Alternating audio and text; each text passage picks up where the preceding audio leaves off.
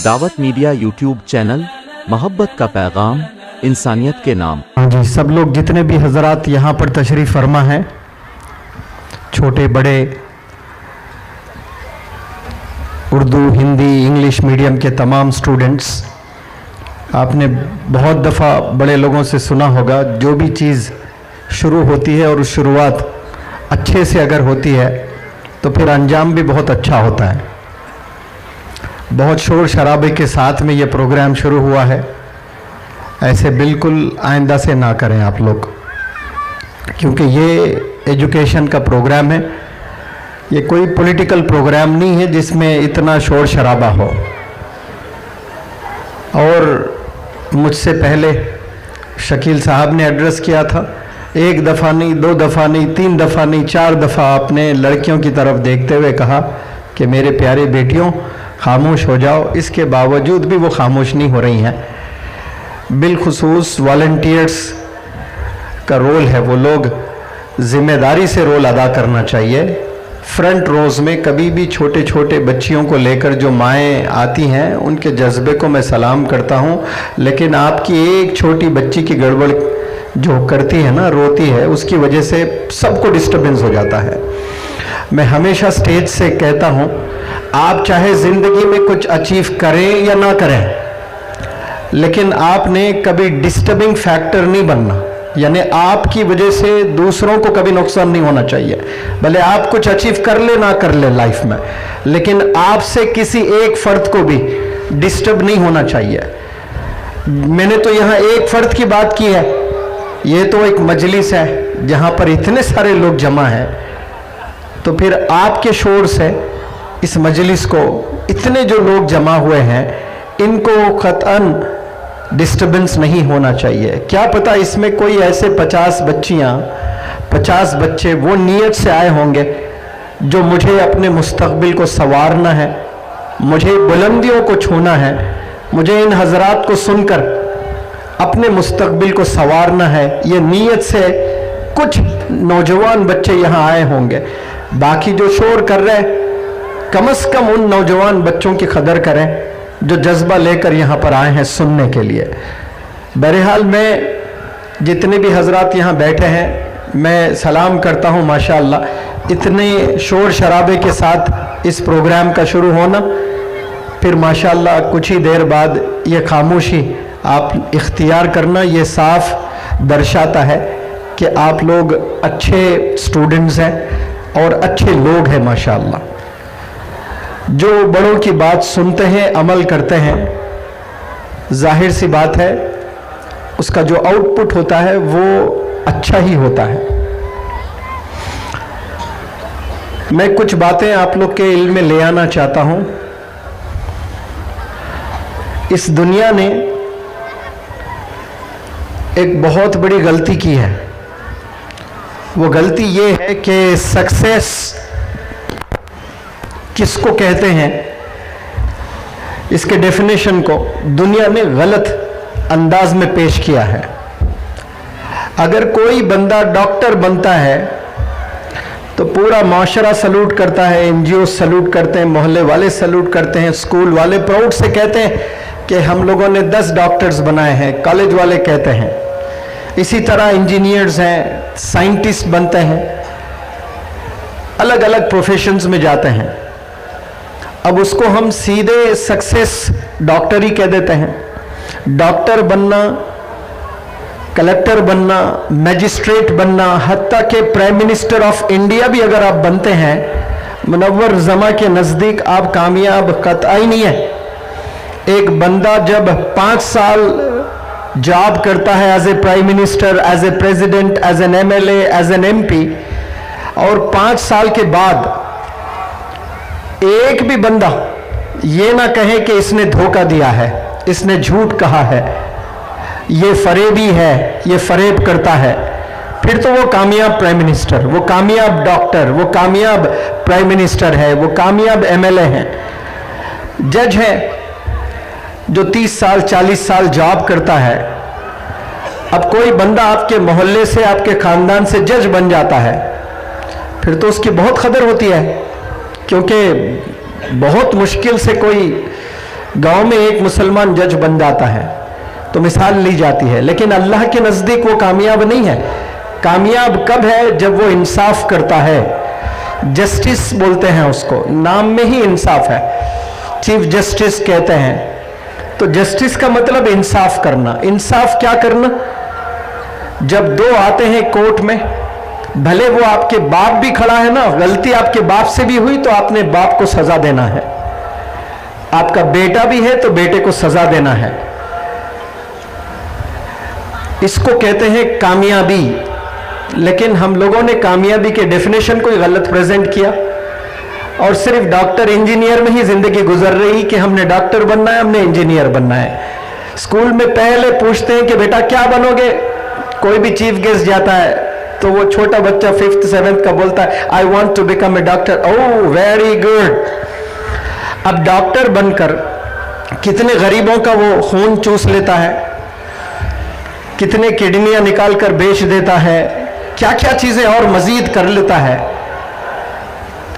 तो वो अल्लाह की नजर में कामयाब डॉक्टर नहीं हुआ है। तो सबसे पहले सुन ले मेरी इस बात को,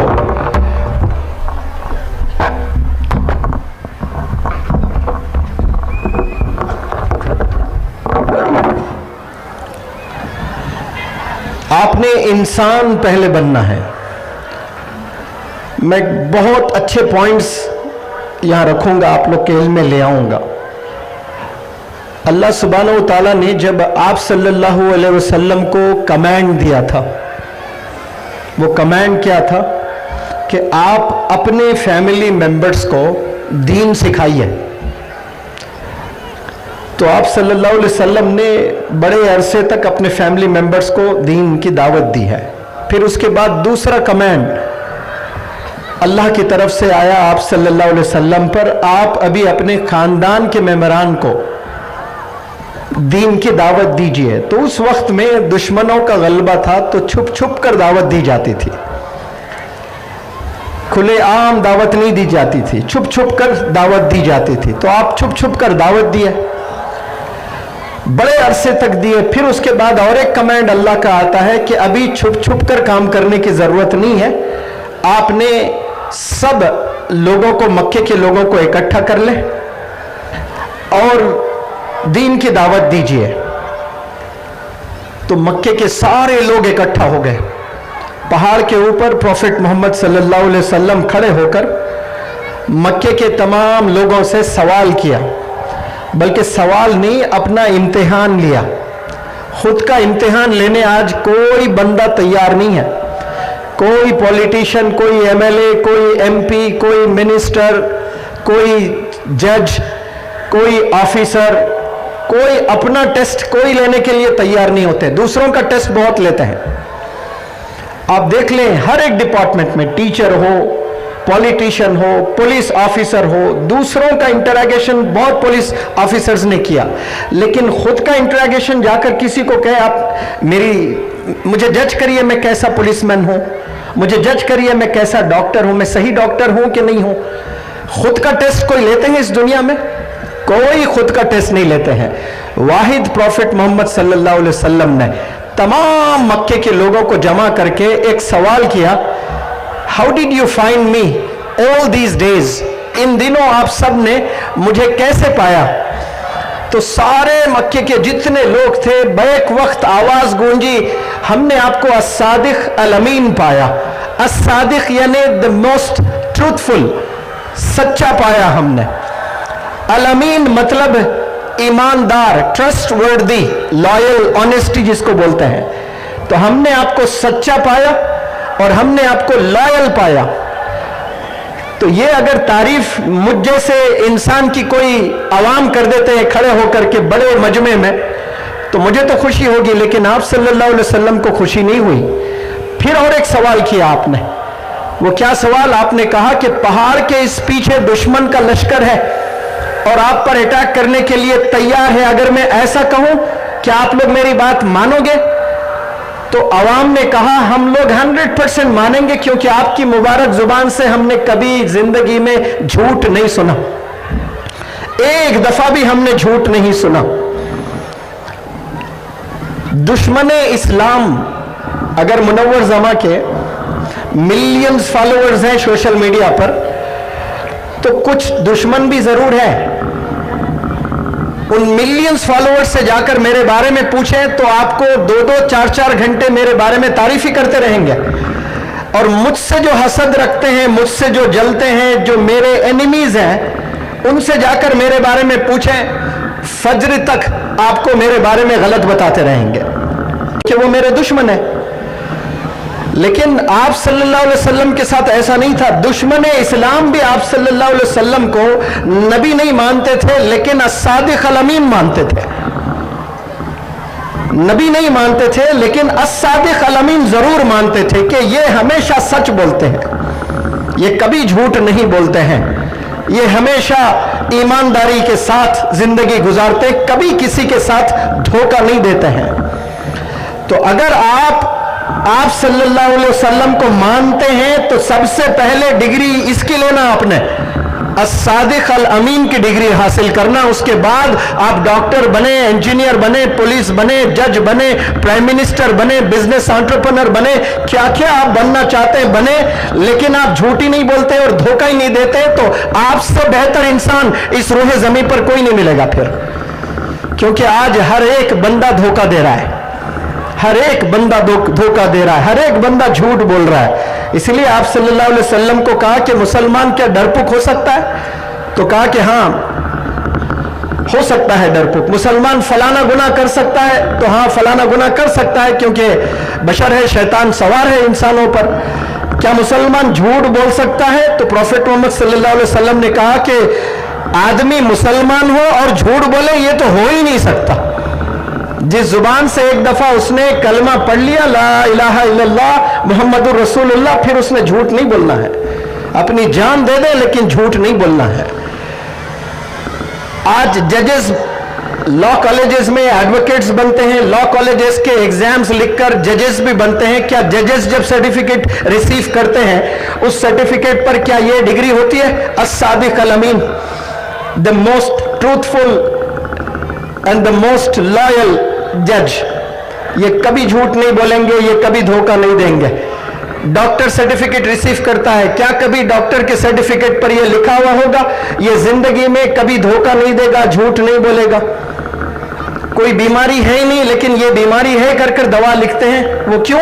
इतने दवाई अगर लिख दें तो उसको स्विट्जरलैंड का भी मिलेगा, उसको कार भी मिलेगी, उसको इंसेंटिव्स मिलेंगे।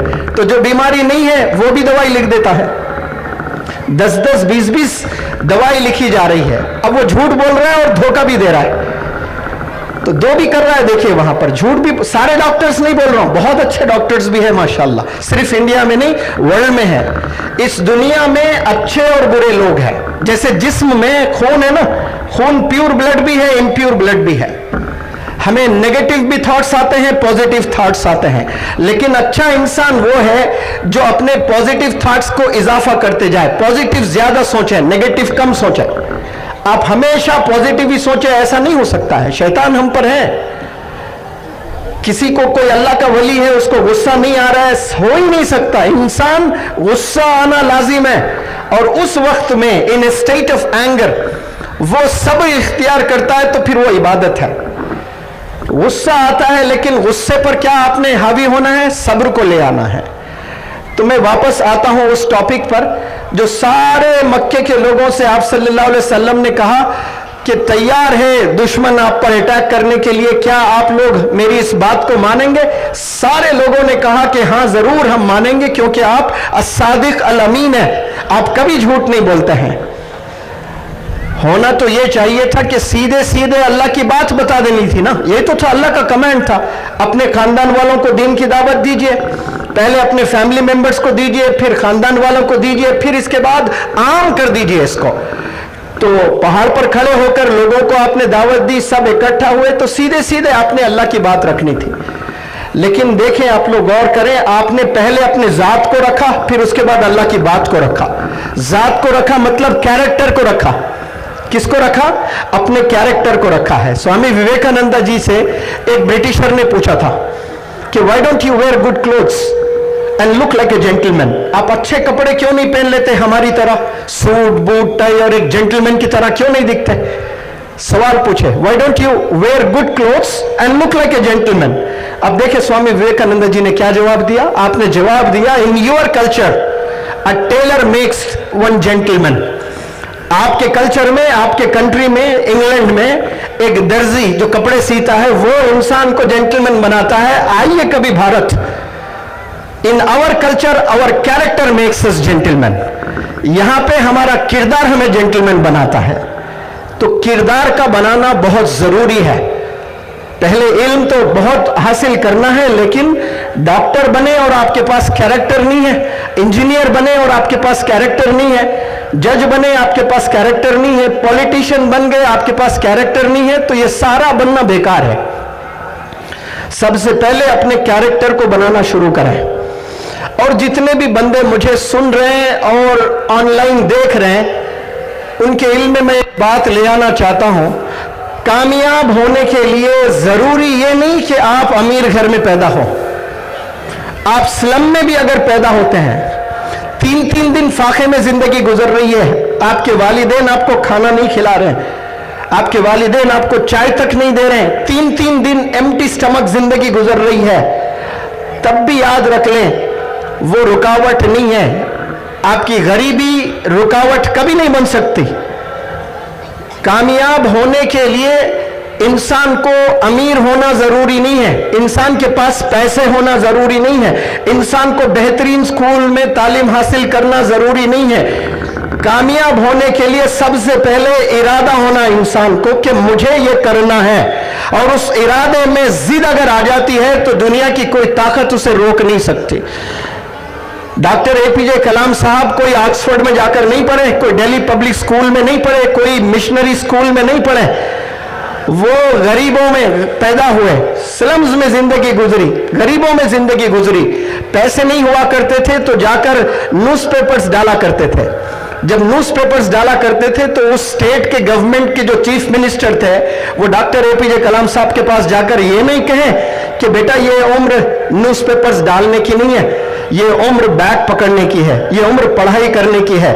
उस जमाने का जो भी एमएलए था होगा, जो भी एमपी था होगा, जो भी मिनिस्टर था होगा, जितने भी एनजीओस थे होंगे, वो एनजीओस डॉक्टर एपीजे कलाम साहब के पास नहीं गए, जाकर ये नहीं बोले कि बेटा ये ना डालें, पैसे मैं दूंगा। फिर भी आज वो ऐसे साइंटिस्ट बने, ऐसे प्रेसिडेंट बने, पूरी दुनिया सलूट करता है आपको। क्यों? आप में जिद थी। सबसे पहले इरादा होना इंसान को कि मुझे कुछ करना है। फिर उस पर अगर जिद इंसान में आ जाती है तो फिर कोई ताकत आपको रोक नहीं सकती कामयाब होने से। 95% बच्चे, मैं कहता हूं, बल्कि millions and millions of students every day they wake up, they hold their bags and they go to school. रोजाना सुबह जागकर वो रोजाना स्कूल जाते हैं, लेकिन जब वापस घर आते हैं they come back home empty handed, खाली हाथ आ जाते हैं, and they come back home empty minded. उनके पास में कोई इल्म नहीं होता है। 6 से 8 घंटे स्कूल में बिताते हैं, एक दिन नहीं बिताते हैं, एक हफ्ता नहीं बिताते हैं, एक महीना नहीं बिताते हैं, एक साल नहीं बिताते हैं, 10 साल ऐसे गुजर जाते हैं। लेकिन घर जब वापस आते हैं तो एम्प्टी माइंडेड, दिमाग में कुछ नहीं होता है उनके। एक लेबर होता है, और लेबर में भी कई तरह के लेबर्स होते हैं। एक वो लेबर होता है जिसके पास में स्किल होता है, जो दीवारों को जबरदस्त अंदाज में पेंट करता है। वो पेंट को देखते ही आपके मुंह से पहला जो वर्ड निकलेगा, वाओ ब्यूटीफुल, इसका मतलब उसके पास में जबरदस्त स्किल है। तो वो लेबर है, लेकिन लेबर में स्किल है। एक अदना लेबर वो होता है जिसके पास में कोई स्किल नहीं होती है, यानी कोई भी स्किल नहीं है, वो सिर्फ सामान उठाने के अलावा कुछ नहीं जानता। सिर्फ सामान उठा सकता है, पत्थर उठा सकता है, रेत उठा सकता है, बस उसके अलावा उसको कोई दूसरा काम नहीं आता है। ऐसे भी हिंदुस्तान में बहुत से लेबर्स हैं। वो जब सुबह नींद से बेदार होते हैं तो बाहर काम के लिए जाते हैं, 8 घंटे 10 घंटे मेहनत करते हैं, कोई 50, कोई 100, कोई 200 रुपए। जिसके पास कोई हुनर नहीं है सिवाय सामान उठाने के, वो 50 से लेकर कोई 100, कोई 200, कोई 300, कोई 400 रुपए कमाकर घर वापस आते हैं अपने बीवी बच्चों को कुछ खिलाने के लिए। मैं उन बंदों की बात कर रहा हूं जिसके पास में कोई स्किल नहीं है। इस तरह से कोई सड़क पर बैठकर सब्जी बेच रहा है, वो 100 किलो टमाटर लेकर कहीं बैठा है रोड पर, तो वो 100 किलो में कभी 80 किलो बेचता है, कभी 50 किलो बेचता है, कभी दिन अच्छा हो जाए तो 100 के 100 किलो टमाटर बेचकर वो पैसा 1000 रुपए लेकर घर आता है। उसने खरीदा 500 रुपए में और बेचा पूरे टमाटर 1000 रुपए में, तो मुनाफा उसको कितना हुआ 500 का, तो 500 मुनाफा लेकर आया। इस तरह से कोई 100 रुपए घर लेकर आ रहा है, कोई 500 लेकर आ रहा है, कोई 1000 लेकर आ रहा है, कोई 1 लाख लेकर आ रहा है, कोई 10 लाख लेकर आ रहा है एक एक दिन में। कोई ऐसे भी लोग हैं जो एक एक दिन में 1-1 करोड़ रुपए कमा रहे हैं। अगर इस दुनिया में खाली हाथ कोई घर आ रहे हैं ना, तो सिर्फ और सिर्फ वो स्कूल के बच्चे हैं और कॉलेज के बच्चे हैं। वो 8 घंटे स्कूल में रहते हैं, 8 घंटे कॉलेज में रहते हैं, जब वापस घर आते हैं ना तो उनका दिमाग में कोई इल्म में इजाफा नहीं होता है। एक लेबर जिसके पास में कोई स्किल नहीं है, आप इमेजिन करें, वो बंदा कम से कम 100 रुपए लेकर आ रहा है और आप जाकर 8 घंटे क्लास में बैठे हो और घर आ रहे हो खाली एम्प्टी माइंडेड आ रहे हो। आपके वालिद भी अगर टीचर हैं, बिठाकर पूछ ले तो कोई जवाब नहीं रहेगा उनमें। क्यों? They are wasting time. और वो एक दिन वेस्ट नहीं कर रहे हैं, एक हफ्ता वेस्ट नहीं कर रहे हैं, एक महीना वेस्ट नहीं कर रहे हैं, एक साल वेस्ट नहीं कर रहे हैं, पूरे 10 साल वेस्ट कर रहे हैं। और 10 साल वेस्ट करने के बाद जब बोर्ड एग्जाम होता है तो मैथमेटिक्स में उसको मार्क्स आते हैं 20, फेल हो जाता है। अब मैं आपसे सवाल करता हूं, क्या फेल होने के लिए इंसान को 10 साल स्कूल जाने की जरूरत है? वो दाखिला ही ना ले तो फेल है, लेकिन 10 साल स्कूल जाकर मैथमेटिक्स एक सब्जेक्ट में फेल हो रहा है जो 10 साल से पढ़ रहा है। आपने सोचना है, आपको स्मार्टफोन कोई नहीं सिखाया, आपने खुद सीख लिया है। आपने स्मार्टफोन चलाने की क्लासेस नहीं ली है, आपने पबजी की क्लासेस कहीं से जाकर नहीं, खुद से सीखा आपने। क्यों? आपका इंटरेस्ट उसमें था, इसीलिए आप जाकर सीखे। इसीलिए मैं एक मिसाल देता हूं। एक अंडा होता है, आपने खाया होगा खूब, 20 से 24 दिन में मुर्गी जब अंडे देती है ना, तो 20 से 24 दिन होते हैं वो चूजे को बाहर निकलने में। 24 दिन तक वो मुर्गी इंतजार करती रहती है कि उस अंडे से बच्चे कब बाहर निकले। वो अपनी चोंच से मारकर बाहर नहीं निकालती बच्चों को। अंदर जो प्रोसेस होता है ना, वो खुद ब खुद होते रहता है। इसीलिए मैं कहता हूं कि जब अंडे में जो क्रैक आता है, क्रैक, तड़क जिसको बोलते हैं क्रैक, वो अगर बाहर से क्रैक आता है ना, तो अंदर जो चूजा है उसकी मौत हो जाती है। If an egg cracks from outside, the life inside dies. अंदर जो जान है ना चूजा, उसकी मौत हो जाती है। क्यों? क्रैक बाहर से आ रहा है। while the same egg, if it cracks from inside, a new life begins. अगर वो क्रैक अंदर से आता है तो एक नई जिंदगी पैदा होती है, एक चूजा निकलता है उस अंडे में से। तो बात सिर्फ क्रैक की है। अंदर से क्रैक आए तो एक नई जिंदगी मिल रही है, बाहर से क्रैक आए तो अंदर जो जिंदगी है उसकी मौत हो रही है। आज ऐसा ही हो रहा है। पेरेंट्स बच्चों को कहते हैं बार बार पढ़िए, टीचर्स बार बार कहते हैं पढ़िए, रिलेटिव्स बार बार कहते हैं पढ़िए। शकील साहब आए, मौलाना हुज़ैफा साहब आए, मैं आया, मेरे जैसे और न जाने कितने आकर यही बोलते हैं कि आप लोग तालीम हासिल करें, आपको कामयाबी मिलेगी। ये सब जो मार है ना, ये बाहर से मार है, इससे कोई हासिल नहीं होने वाला है। जब क्रैक अंदर से आएगा तो फिर दुनिया की कोई ताकत आपको रोक नहीं सकती। आपको मैं चैलेंज कहता हूं, आपको टीचर की भी जरूरत नहीं है, आपको स्कूल की भी जरूरत नहीं है। अगर आप में बर्निंग डिजायर है, एक डिजायर और एक बर्निंग डिजायर। डिजायर तो सबके होते हैं, लेकिन बर्निंग डिजायर नहीं होती है। बर्निंग मतलब अंदर से आग जलते रहना है हमेशा कि मुझे ये करना है, मुझे ये करना है। वो 20 घंटे मेहनत करता है, वो 100 किलोमीटर चले जाता है कोर्सेज करने के लिए। हैदराबाद में एक मोहल्ले का नाम है अमीर पेट। उस अमीर पेट में जितने कंप्यूटर इंस्टीट्यूट्स है पूरे वर्ल्ड में, कहीं भी उतने कंप्यूटर इंस्टीट्यूट्स एक जगह नहीं है। होंगे बहुत से अलग अलग जगह, लेकिन एक मोहल्ले में उतने इंस्टीट्यूट्स पूरे वर्ल्ड में कहीं नहीं है। और बड़े बड़े प्रोग्रामिंग सिखाई जाती है वहां पर। आंध्रा से तेलंगाना आकर कई सारे नॉन मुस्लिम बच्चे एक एक साल कंप्यूटर प्रोग्रामिंग सीखते हैं, बड़े बड़े कोर्सेज सीखते हैं, सीखकर 25,000 30,000 की जॉब करते हैं। और उनके वालिद के पास कितना पैसा होता है पता है आपको? 500 करोड़, 1000 करोड़, 2000 करोड़, 5000 करोड़ मालिक के बच्चे होते हैं। जॉब कितने की कर रहे हैं? 25,000। क्योंकि पहला साल किसी को 1 लाख, 2 लाख, 5 लाख, 10 लाख सैलरी नहीं मिलती है, 25, 30, 40, 85 मिलती है। मेरे जमाने की बात कर रहा हूं मैं, 2010-12 की 25,000 मिलती थी, अब शायद 50,000 मिल रही है। अब आप बताएं, जिसके बाप के पास में 10,000 करोड़ है, 5,000 करोड़ है, क्या वो 50,000 की जॉब करेगा? अगर मुसलमान है तो वो तो बिल्कुल नहीं करेगा। मैं करोड़पति हूं, मेरा बाप के पास में 50,000 करोड़ है, 10,000 करोड़ है, 5,000 करोड़ है, मैं 25,000 की जॉब करूं? करेगा ही नहीं। लेकिन आए हैदराबाद में, लेकर जाता हूं अमीरपेट में, इतने नॉन मुस्लिम्स 25,000 की जॉब, 1 साल पूरा कोर्स करते हैं, छोटे से कमरों में हॉस्टल में रहकर 25,000 की जॉब करते हैं 1 साल तक।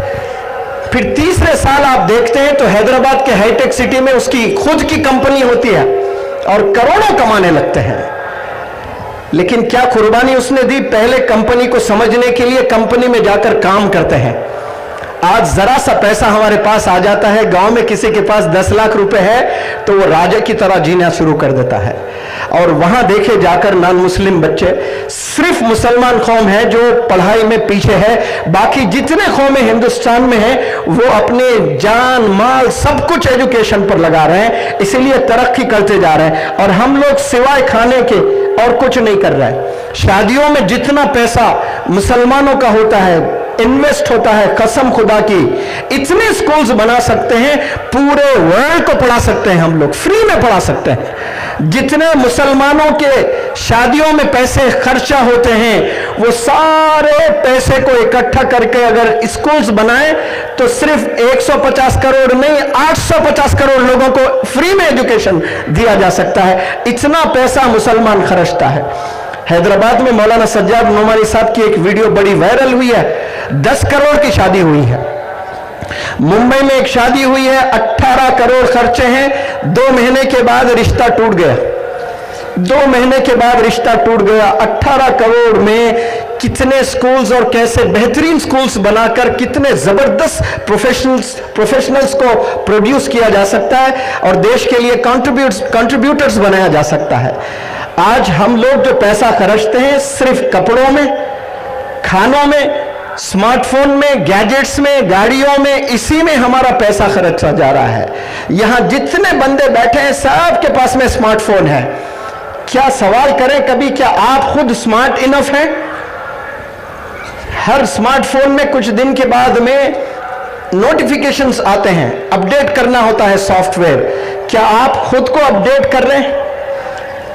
कंप्यूटर प्रोग्रामिंग आती है आपको? ये आर्टिफिशियल इंटेलिजेंस का जमाना है।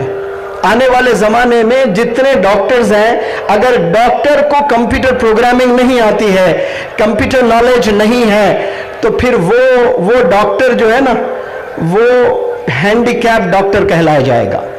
पहले जमाने में डॉक्टर को डॉक्टर की नॉलेज है तो काफी था, लेकिन अब सिर्फ डॉक्टर को डॉक्टर की नॉलेज नहीं, पूरी आईटी की नॉलेज होना भी बहुत जरूरी है। अब शुरू हो चुका है हैदराबाद में, मेरे अम्मी का मैंने ऑपरेशन करवाया, नी रिप्लेसमेंट, दोनों घुटनों को, माशाल्लाह सक्सेसफुल हुआ है। लेकिन अब मैक्सिमम ऑपरेशंस रोबोट्स कर रहे हैं, डॉक्टर्स नहीं कर रहे हैं। डॉक्टर काफी पीते हुए बैठता है, सिर्फ मॉनिटर कर रहा है। ऑपरेशंस कौन कर रहे हैं? रोबोट्स कर रहे हैं। 2040 में याद रख लें, अब जितने जॉब्स हैं, व्हाइट कॉलर जॉब्स कह रहा हूं मैं, लेबर के नहीं, व्हाइट कॉलर जो बेहतरीन जॉब्स हैं, वो 70 to 80% जॉब्स गायब होने वाले हैं इस रोए जमीन से। वो जॉब्स ही नहीं रहेंगे, सारे मशीन्स करेंगे। आप होटल, 5 स्टार होटल में जाएं, कितने आपको एम्प्लॉयज दिखेंगे, कितने वेटर्स दिखेंगे, वो सब नजर नहीं आएंगे 10-15 साल के बाद। सारे मशीन्स काम करेंगे, रोबोट्स आकर काम करेंगे। उस वक्त में जिस बंदे के पास में जबरदस्त स्किल्स होते हैं, वही बंदे रूल करते हैं इस दुनिया को। आने वाले जमाने में 10% लोग रूल करेंगे और 90% लोग सिर्फ लेबर रहेंगे। इसीलिए अब से सुधरना बहुत जरूरी है। सिर्फ एक सब्जेक्ट के पीछे ना जाएं। ये आर्टिफिशियल इंटेलिजेंस का जमाना है। अभी मैं आसाम में 5 दिन रहकर लेक्चर देकर आया। मौलाना बदरुद्दीन अजमल साहब के बड़े इदारे हैं माशाअल्लाह। उनके भाई के 40 कंट्रीज में बिजनेस है, अजमल परफ्यूम्स। और लास्ट ईयर जो नीट का रिजल्ट आया, एक इदारे से 350 बच्चे नीट क्लियर किए हैं। और इस साल जो रिजल्ट आया है civil services, state civil services में 36 बच्चे सिर्फ अजमल आईएएस कोचिंग से सिविल सर्विसेज में रैंक ले आए। तो वो तमाम डायरेक्टर्स को बुलाकर कह रहे थे कि जब हमने 30 साल पहले अजमल फाउंडेशन खोला था, आप सब लोग आज जो मैनेजर्स हैं, जनरल मैनेजर्स हैं, डायरेक्टर्स हैं, ये सारे लोग, आप लोग हीरोज थे। लेकिन 2024 में मुझे आप लोग जीरो नजर आ रहे हैं, क्योंकि artificial intelligence, 3D animation, robotic, ये इसकी कोई नॉलेज नहीं है आप में। अगर आप लोग ये सोचकर अच्छे बंदों को हायर नहीं करते ऑफिस में, कॉलेज में, कि मेरी नौकरी चले जाएगी उनको लाने से, तो याद रख लें वैसे आपकी भी चले जाने वाली है, हम लोग इदारे ही बंद कर देंगे। लिहाजा टैलेंटेड बंदों को ले आइए। अभी बालापुर में भी मैंने ऐलान किया था, एक स्कूल अगर कोई अच्छा स्टैंडर्ड वाला एस्टैब्लिश करता है जिसकी अच्छी फी होती है, तो बाकी जो 99 स्कूल्स है ना, वो क्रिटिसाइज करना शुरू करते हैं, बैकबाइटिंग शुरू हो जाती है। और अवाम, मोहल्ले में सारे बड़े छोटे, अक्लमंद, नालायक सब लोग यही बोलते हैं, अरे ये स्कूल की बहुत ज्यादा फी है, ये पैसे लूट रहा है। क्यों? क्योंकि हम लोग को एजुकेशन फ्री में चाहिए, बाकी सब हम लोग पैसे देते हैं। एक ही पेट्रोल बंक पर जाकर आप, जमाने से 20 साल से आप पेट्रोल खरीद रहे हैं, कभी जाकर ईद के दिन भाई 2 लीटर डालें तो ईद है करके फ्री में देगा कोई पेट्रोल? अब जमाने से एक दुकान से चावल खरीद रहे हैं, कभी फ्री में दिया आपको चावल? एक जमाने से जाकर आप गोश्त खरीदते हैं, कभी फ्री में दिया? सारी चीजें पैसों से आप लेते हैं। और एजुकेशन एक आपको फ्री में चाहिए। एक बंदा अगर करोड़पति बनता है स्टैंडर्ड स्कूल डालकर, एक बंदा बन रहा है, लेकिन हजारों को अगर वो बना रहा है तो क्या गलत हो रहा है बताओ आप? और 100 स्कूल है, वो 20 साल से चल रहे हैं, लेकिन एक बंदे को भी काबिल नहीं बना है। वैसे स्कूल्स चाहिए 100 आपको, या एक स्कूल चाहिए, भले वो फी ज्यादा ले, लेकिन बेहतरीन डॉक्टर्स, बेहतरीन इंजीनियर्स, बेहतरीन साइंटिस्ट, जबरदस्त बिजनेस एंटरप्रेन्योर्स बना रहा है स्कूल, तो बंदे का फायदा हो रहा है तो होने दे, उसके किस्मत में है। अगर वो पैसे उसके नसीब में आ रहे हैं तो ये अल्लाह की तरफ से आ रहे हैं। पत्ता भी नहीं हिलता है अल्लाह के हुक्म के बिना। इतने पैसे उसके अकाउंट में कैसे आ गए भाई? क्या अल्लाह गाफिल है? अल्लाह को नहीं पता है? अगर वो पैसे बना रहा है, अमीर हो रहा है, होने दें, लेकिन अगर उस स्कूल का रिजल्ट अच्छा है ना, तो आप फाके में गुजारें अपनी जिंदगी। आप 3 वक्त खाना ना खाएं, एक ही वक्त खाना खाएं, 2 वक्त के पैसे बचाकर आपके बच्चे को वो अच्छे स्कूल में डालें। लेकिन फिर मैं कहता हूं कि कितने भी अच्छे स्कूल में डाल दें, आप ऑक्सफोर्ड में भी डाल दें, एक जरूरी बात मैं आप लोग के इल्म में ले आना चाहता हूं, बिलखुसूस यंगस्टर्स से। आप चाहे ऑक्सफोर्ड में पढ़ें, आप चाहे कैम्ब्रिज में पढ़ें, आप चाहे हार्वर्ड में पढ़ें, इससे बड़े इदारे और क्या है बताएं? वहां भी जाएं, वो इदारे जो प्राइम मिनिस्टर्स बनाए, प्रेसिडेंट्स बनाए, साइंटिस्ट बनाए, मैजिस्ट्रेट्स बनाए, वहां भी कई बंदे, कई बंदियां अपनी जिंदगी को तबाह किए हैं। एक क्लासरूम में 40 बच्चे होते हैं, तो उन 40 बच्चों में आपकी जो दोस्ती होती है वो सिर्फ 3 या 5 से ही होती है। सारे 40 बच्चों से कोई दोस्ती नहीं करता है, सिर्फ 3 या 5। जब 15 दिन की छुट्टी मिलती है, सब अपने गांव आ जाते हैं, तो आप फोन पर सारे 40 क्लासमेट से बात नहीं करते, आप 3 बच्चों से ही बात करते हैं या 5 बच्चों से ही बात करते हैं। और याद रखें, वही 3 बच्चे या तो आपकी जिंदगी को आबाद करेंगे या आपकी जिंदगी को बर्बाद करेंगे। They can make you and at the same time they can break you as well. तो आप कौन से स्कूल में पढ़ते हैं ये बहुत माना नहीं रखता है, आपके दोस्त कौन है ये बहुत माना रखता है।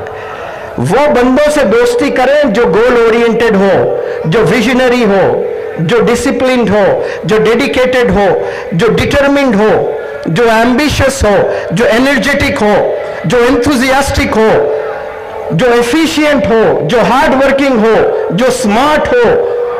ऐसे बंदों से अगर आप दोस्ती करते हैं तो उनकी सोबत में रहने की वजह से आपकी भी नैया पार हो जाएगी।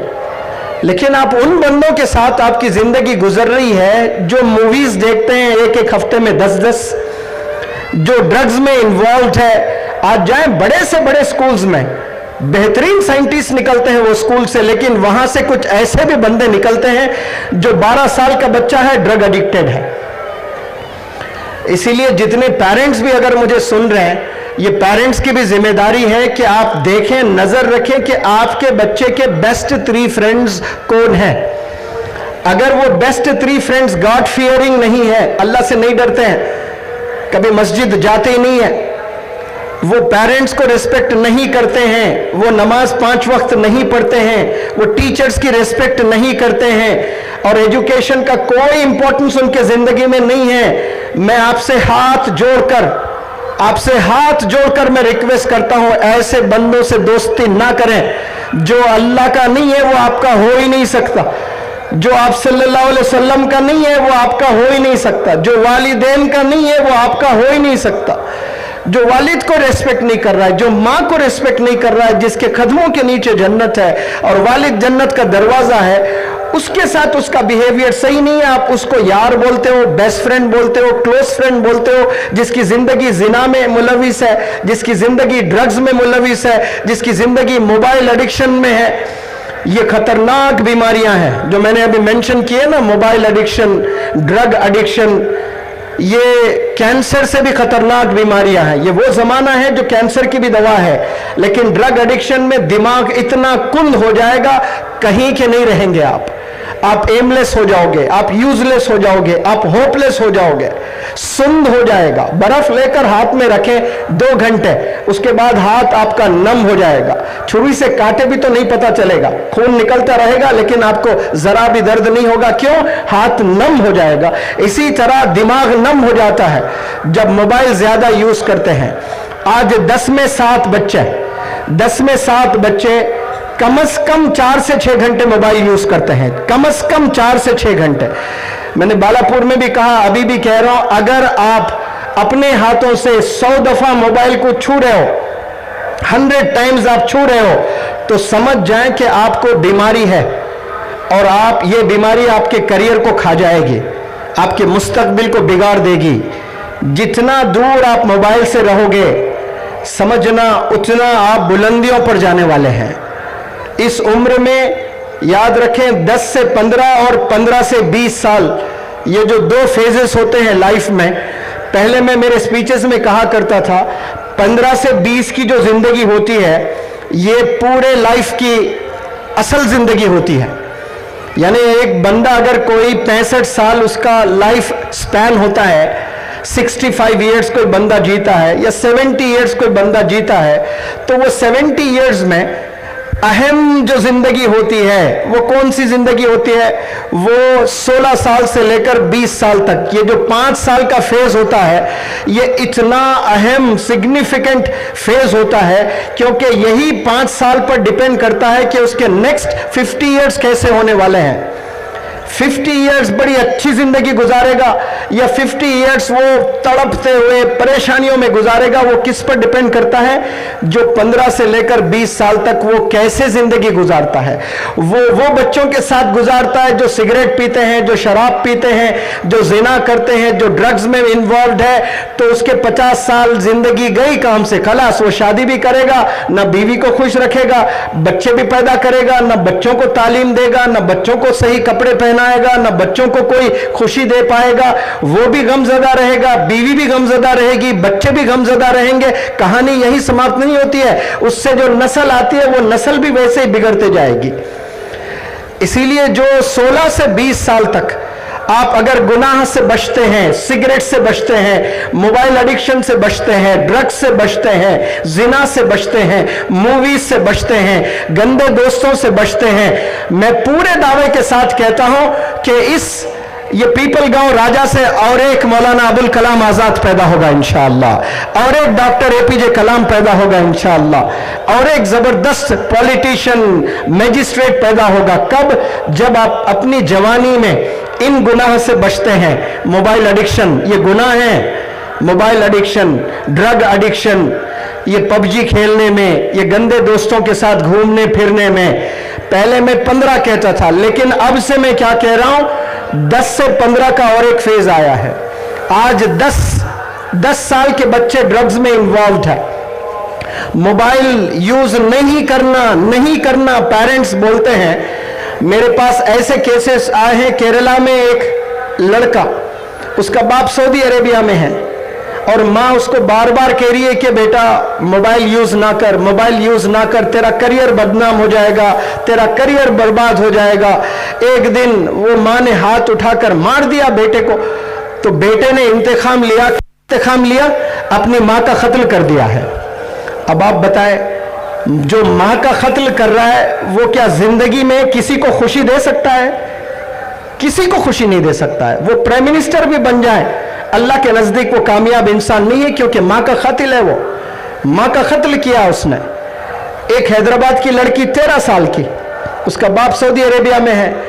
माँ कह रही है कि बेटी तू पूरी जिंदगी रोजाना 10-10 घंटे 20-20 घंटे फोन में गुजार रही है, ऐसे ना कर, तेरे वालिद बहुत मेहनत करते हैं सऊदी में, तेरे लिए मेहनत करते हैं, और तू पढ़ाई के बजाय, बुक्स के बजाय फोन में जिंदगी गुजार रही है।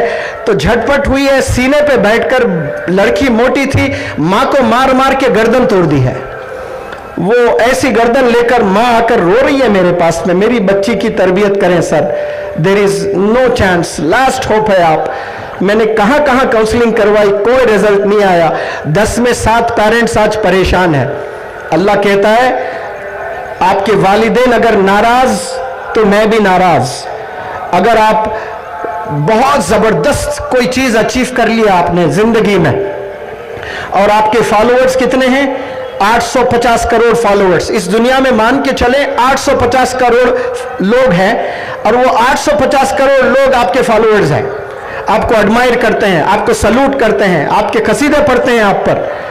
लेकिन वो 850 करोड़ में अगर 2 शख्सियत आपसे नाराज है, वो आपकी माँ और आपके बाप। अगर 850 करोड़ में सब के सब आपसे खुश है, सिर्फ 2 नाराज है, वो 2 कौन, वालिदैन, तो समझ जाए तो फिर आपका रब भी आपसे नाराज है। और 850 करोड़ आपसे राजी, और रब आपसे राजी नहीं है, अल्लाह आपसे राजी नहीं है, तो याद रखें आपको ऐसे बुलंदियों पर ले आकर अल्लाह गिराएगा जमीन पर, इतना बदनाम कर देगा, अपना चेहरा दिखाने लायक नहीं रहोगे आप। आज ऐसे ही हो रहा है। आपके फॉलोअर्स तो होंगे बहुत, लोग सोशल मीडिया पर जाकर 1 लाख उसके क्या फॉलोअर्स हो जाते हैं, सेलिब्रिटी मान लेते हैं अपने आप को। 1 मिलियन अगर हो गया तो वो बहुत बड़ा सेलिब्रिटी है। प्यारे बच्चों, अल्लाह की नजर में वो सेलिब्रिटी नहीं है। अल्लाह के नजदीक सेलिब्रिटी कौन है? दिसंबर की सर्दियां हैं, जबरदस्त सर्दियां हैं, शबनम है, कोहर है, और एक बूढ़ा बंदा चलने के लिए हड्डियों में दम नहीं है, और वो जाकर ठंडे पानी से वजू बनाकर हाथ ऐसे कांप रहे हैं और नमाज पढ़ रहा है, वो सेलिब्रिटी है इस दुनिया में, अल्लाह के नजदीक में। और उसकी तारीफ फरिश्ते करते हैं जाकर वहां पर। और आज हम लोग 1 लाख फॉलोअर्स आ जाए तो वो सेलिब्रिटी, 1 मिलियन किसी के हैं तो सेलिब्रिटी, 10 मिलियन किसी के हैं तो सेलिब्रिटी। अल्लाह के नजदीक आपके 850 करोड़ फॉलोअर्स भी अगर हो जाते हैं तो सेलिब्रिटी नहीं है आप अल्लाह के नजदीक में। आप वालिदैन को पहले खुश करना, अपने नीबर्स को रिस्पेक्ट करना, अपने टीचर्स को रिस्पेक्ट करना, अपनी जुबान से कभी गाली नहीं देना। मैं हमेशा हर जगह कहता हूं, मेरे वालिद के 2 भाई, मेरे नाना, मेरे दादा, ये 5 पर्सनैलिटीज। मेरे वालिद के 2 भाई, मेरे दादा, मेरे नाना, ये 5 पर्सनैलिटीज के जुबान से एक दफा भी मैंने कभी गाली नहीं सुनी पूरी जिंदगी में, एक दफा भी। अब जब मैंने सुनी नहीं तो अल्लाह का इतना करम, मेरी जुबान से भी गाली नहीं निकलती है। कितना भी गुस्सा आ जाए मेरी जुबान से गाली नहीं निकालता मैं। तो पेरेंट्स पे डिपेंड करता है कि आप अपने आप को कैसे पेश करते हो अपने बच्चों के सामने। आज हम पढ़ाकर बड़े खुश होते हैं कि हम अच्छे स्कूल में पढ़ा रहे हैं, लेकिन घर में अजान हो रही है, बाप नमाज भी नहीं पढ़ रहा है, रमजान का महीना है, रोजा भी नहीं रख रहा है, और फिर उसको कहां पढ़ा रहा है? बड़े से बड़े कॉन्वेंट स्कूल में पढ़ाकर मेरा बच्चा तो नीट में रैंक ले आया। कोई बड़ी चीज हासिल नहीं की आपने। बैलेंस्ड लाइफ होनी चाहिए। आपको एजुकेशन में भी बहुत अच्छे होने चाहिए, आपको दीन में भी बहुत अच्छे होने चाहिए। गुनाहों से बचना बेहतरीन इबादत है। मैं अक्सर यंगस्टर से पूछता हूं कि इबादत किसको कहते हैं? तो लोग क्या कहते हैं पता है यंगस्टर्स आज के इस जमाने के, नमाज पढ़ना ये इबादत है, रोजा रखना ये इबादत है, हज पर जाना ये इबादत है, ज़कात देना ये इबादत है। हाँ बिल्कुल है और ज़बरदस्त है। ये 5 पिलर्स है इस्लाम के। कलमे के बाद जो 4 मैंने मेंशन किए अभी, ये 5 पिलर्स है। लेकिन आप सल्लल्लाहु अलैहि वसल्लम कहते हैं बेहतरीन इबादत कौन सी इबादत है? गुनाहों से बचना बेहतरीन इबादत है। आज हम नमाज भी पढ़ते हैं, झूठ भी बोलते हैं, नमाज भी पढ़ते हैं, शराब भी पीते हैं, नमाज भी पढ़ते हैं, गीबत भी करते हैं, नमाज भी पढ़ते हैं, हसद भी करते हैं। तो फिर हमारी नमाज कोई काबिल कबूल वाली नमाज नहीं है। अगर हम नमाज पढ़ रहे हैं तो समझ जाएं कि हमारी गुनाह रोजाना विथ ईच पासिंग डे कम होते जाना, गुनाह कम होते जाना, उसके कम होते जाना। लेकिन गुनाह बढ़ते जा रहे हैं तो फिर अल्लाह के नजदीक वो काबिल कबूल से है।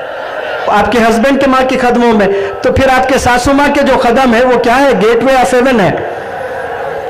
लेकिन आज सासू माँ से कितनी नफरत करते हैं बहू रानियां सब।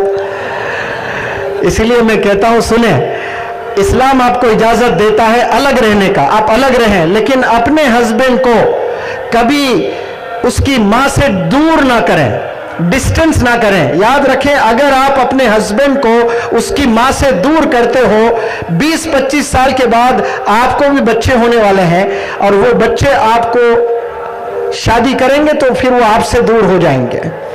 जैसी करनी वैसी भरनी, याद रख लें। जब आपको पता चलेगा कि दर्द कितना होता है एक माँ जब अपने बच्चे से दूर हो जाती है, ये चीजें ना करें। इसी की वजह से आज बिगाड़ माशरे में आया है। बेहतरीन लड़की बने, बेहतरीन बहू बने, बेहतरीन बीवी बने, बेहतरीन माँ बने। और पेरेंट्स के लिए एक मैसेज देकर मेरी स्पीच मैं खत्म करता हूँ। मेरी जो दादी है वो कभी स्कूल नहीं गई है। ए के बाद बी नहीं पता था दादी को, बी के बाद सी नहीं पता था। लेकिन जब मैं 10वीं जमात में था तो 40 बच्चे मेरे क्लास में थे और मेरा जो रैंक था वो 25 था, यानी मुझसे और बेहतर 24 बच्चे पढ़ाई करते थे। लेकिन 10th एग्जाम जब 3 महीने थे, अप्रैल में कुछ एग्जाम था, तो जनवरी, फरवरी, मार्च, ये 3 महीने मेरे दादी ने क्या किया, सुबह 3 बजे मुझे नींद से जगाती थी और 3 घंटे 2 कुर्सियां होती थी, एक दादी बैठती थी, एक मैं बैठता था और 3 घंटे में पढ़ाई करता था in presence of my grand mother. और जब जब दादी को लगता कि मैं सो रहा हूं तो वो मुझे बाहर ले जाती और एक गिलास में पानी देती और कहती चेहरे पर थोड़ा पानी मार ले। फिर मैं चेहरे पे थोड़ा पानी मारता और आता, फिर पढ़ाई करता। 6 बजे उस जमाने में अजान होती, नमाज के लिए जाता, फिर उसके बाद ट्यूशन के लिए जाता। ऐसे 3 महीने मेरी दादी ने मुझ पर मेहनत की है। और 10th एग्जाम हुआ, रिजल्ट आया तो मेरा जो क्लास में रैंक था वो नंबर 3 पर आया, मैं 3rd रैंक आया। कहां था मेरा रैंक? 25th रैंक था। और क्या रैंक आया? 3rd रैंक आया। 60% आया करता था मुझे, 60, कभी 55, कभी 60, कभी 55, कभी 60। सिर्फ मेरे दादी मेरे साथ बैठे 3 घंटे तो 10th board exam, annual exam जो होता है, उसमें मुझे 82% आए। उस जमाने में 82 मतलब आज 98 के बराबर है। तो मेरी दादी कोई प्रोफेसर नहीं थी, कोई टीचर नहीं थी। मेरी दादी ने वो काम किया जो मेरे स्कूल के टीचर्स नहीं कर पाए। जब मैं प्रोग्रेस कार्ड लेने के लिए स्कूल गया तो मेरे टीचर मुझसे पूछ रहे तूने चीटिंग किया होगा, तुझे हमेशा 55% आते, आज 82 कैसे आए, तूने चीटिंग की ना। मेरे टीचर्स को यकीन नहीं है मेरे काबिलियत पर, तो मुझे काबिल किसने बनाया? मेरे दादी ने बनाया। आज माँ बाप, दादा दादी, नाना नानी घर में है लेकिन टीवी देखते हुए जिंदगी गुजर रही है, पान खाते हुए जिंदगी गुजर रही है, गीबतें करते हुए जिंदगी गुजर रही है। बच्चों के साथ कमरे में अंदर से दरवाजा लगाकर 3 घंटे बैठे आप, वो पढ़ते रहे आप देखते जाएं, वो पढ़ते रहे आप देखते जाएं। जैसे क्रिकेट मैच हो रहा होता है तो आप बैठकर देखते हो ना क्रिकेट मैच, इस तरह से आपका बच्चा क्रिकेट मैच खेल रहा समझिए आप। और आप नजर रखें 2-2, 3-3 घंटे, आपका दुलारा है, आपकी जिंदगी है वो। आप नहीं बैठेंगे तो पढ़ेगा नहीं, ये फोन डिस्टर्ब करके उसके करियर को बर्बाद कर देगा। Parents play very instrumental role. कम से कम 2 घंटे रोजाना अपने पेरेंट्स को, शौहर बीवी को मैनेज करना चाहिए कि मैं 1 घंटा दूंगा, तूने 1 घंटा देना है। मिनिमम 2 घंटे अपने पेरेंट्स को बच्चों के साथ बिताना है और जिम्मेदारी के साथ 5 वक्त नमाज पढ़ाना है। ये पेरेंट्स की जिम्मेदारी है। 2 काम जरूर करें। 3 बच्चे कौन है वो नजर रखें पेरेंट्स, वो 3 बच्चे गोल ओरिएंटेड है या नहीं है, सिंसियर है या नहीं है, स्टूडियस है या नहीं है, एम्बिशियस है या नहीं है, वो आपकी जिम्मेदारी है, आप देखें। उसके बाद 5 वक्त नमाज पढ़ाएं, फिर 2 घंटे आप बैठकर उनको स्टडी आवर्स का एक चार्ट बनाकर प्रैक्टिस करवाए। मुझे यकीन है बच्चा बच्चा पढ़ेगा इंशाअल्लाह और कंट्रीब्यूटर बनेगा। मैं दुआ करता हूं अल्लाह से कि ये पीपल गांव राजा के इस छोटे से गांव से इतने बड़े लोग यहाँ पर माशाल्लाह बड़ी तादाद में जो जमा हुए हैं, आप लोग एजुकेशन के एम्बेसडर्स बने इंशाअल्लाह, कंट्रीब्यूटर्स बने, वालिदैन को खुश करने वाले बने। आने वाले ज़माने में आप एक फैमिली ना चलाएं, 100 हजार फैमिली चलाने वाले बने इंशाअल्लाह। आप नीयत जैसा करते हो अल्लाह वैसी प्रोग्रामिंग करेगा। मुझे एक घर चाहिए, एक बीवी चाहिए, एक कार चाहिए, एक अच्छी नौकरी चाहिए, तो अल्लाह वही देगा फिर आपको। आप अगर ये सोचेंगे कि मैं 100 यतीम बच्चों को पढ़ाऊंगा, ये कौन सोच रहा है? 20 साल का नौजवान बच्चा, 20 साल की नौजवान बच्ची सोच रही है कि मैं 100 बेवाओं को पेंशन दूंगा, तो फिर अल्लाह सुब्हानहू तआला उसकी सैलरी 25,000 नहीं करेगा, उसको बिजनेस एंटरप्रेन्योर बनाएगा, महीना करोड़ करोड़ कमाने वाला बनेगा। क्यों? अल्लाह ने सुन लिया, उसके जज्बात को देखा अल्लाह ने, तो ले आकर कल उसको ऐसा ही बनाएगा। हम सोचते बहुत छोटा है तो अल्लाह की प्रोग्रामिंग वैसे ही होती है। बड़ा सोचे, बड़ी प्रोग्रामिंग अल्लाह करेगा इंशाअल्लाह। यहाँ जितने भी जिम्मेदारान जुड़कर ये लोगों को जोड़ें और इस प्रोग्राम को कामयाब किए, मैं सलाम करता हूँ। ऐसे प्रोग्राम्स होने चाहिए, अच्छे स्पीकर्स को बुलाना चाहिए। मैं उम्मीद करता हूँ कि आने वाले दिनों में यहाँ बेहतरीन और मजीद अच्छे स्कूल्स इस्टेब्लिश होंगे और यहाँ के बच्चों को विजनरी लीडर्स बनाएंगे इंशाअल्लाह। जज़ाकुमुल्लाह खैर। अस्सलामु अलैकुम। दावत मीडिया यूट्यूब चैनल, मोहब्बत का पैगाम, इंसानियत के नाम।